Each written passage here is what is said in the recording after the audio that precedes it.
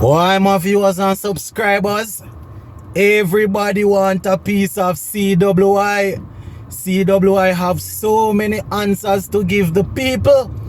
I was actually reading an article just now before I started driving, and it is the president of the Barbados Cricket Association, Rodney Riley. He alongside Philo Wallace, they actually were talking. I think they appeared on the Mason and Guest show, and they were saying that what CWI is doing is wrong because they did not award Barbados any game in the upcoming West Indies Championship, and Barbados, they are actually the defending champions, so there is no way that can work. Boy, I tell my peeps, the president of the Cricket Association had some strong things to say.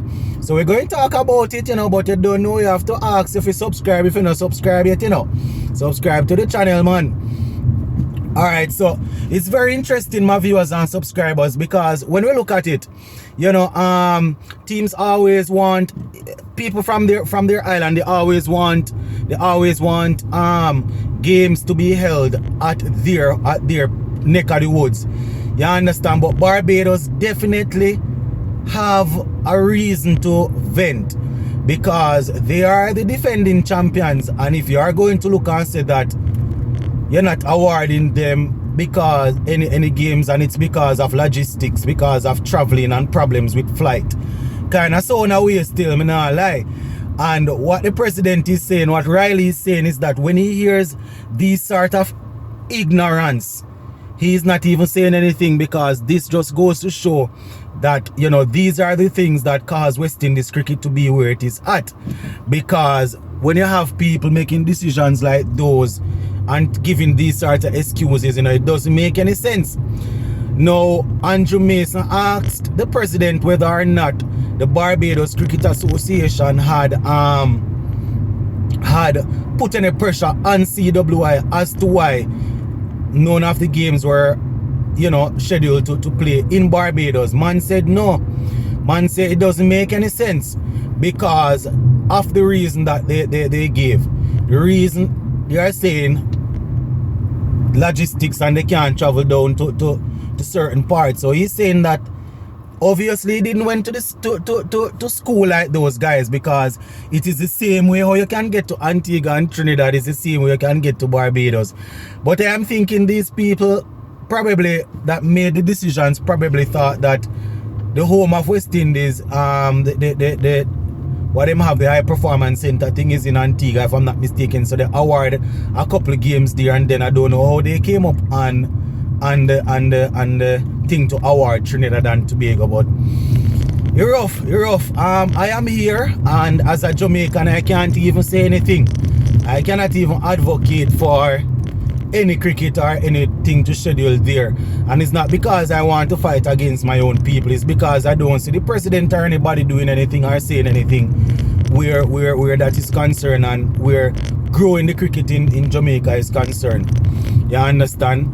We don't see them coming out and trying to get in the cricket there. Plus, Sabina Park needs some upgrade. In all honesty, I personally think that Sabina Park needs some upgrade, and we have been watching when international cricket goes to Sabina Park. Worse if it rains. Things don't usually work out too well for us. So these guys can't even complain too much, because if they award games there are rainfall, and when you expect the game to start, the drainage system is not good enough to clear up the place, they can't even complain too tough. But back to this Barbados thing, my peeps. I definitely can understand why they are feeling this way, because as the defending champions, you would definitely want to know that you are getting an opportunity to host. You are getting an opportunity, especially with things opening up now and fans being able to go. As the defending champions, you would want your fans, you want your home fans to be able to come out and watch the team and watch different teams play and things like that. So, I definitely can understand what they are saying. But I just one of them thing the big dogs make the rules, brother, and we have to follow. That is how it's going. Big dogs make the rule and the little dogs have to follow. But we're we're happy to know that we're getting some cricket. And one thing I can commend CWI on is that triangular series that they are putting together. You know, that will have the West Indies Cricket Academy and the best team from the tournament, and then the best of the rest playing a triangular series. That is definitely good, but you know, these little things I definitely need to answer. And there are quite a few things that the people want to hear, you know. This thing that the Barbados president is talking about, you know, they're probably going to have to address it better than that, because they came out and just say logistics is a problem, and being able to get flight to that can carry the equipment and thing like that, and the gears. It is tough to get all of those and get flight, but the Barbados Cricket Association is not buying that, so probably the CWI people will have to come out and address that again. Plus they need to come on and address a couple of other things that I spoke about in previous videos. You know, we're talking about the selection and the non-selection of players, and a couple more stuff that we definitely want to see you know, fixed.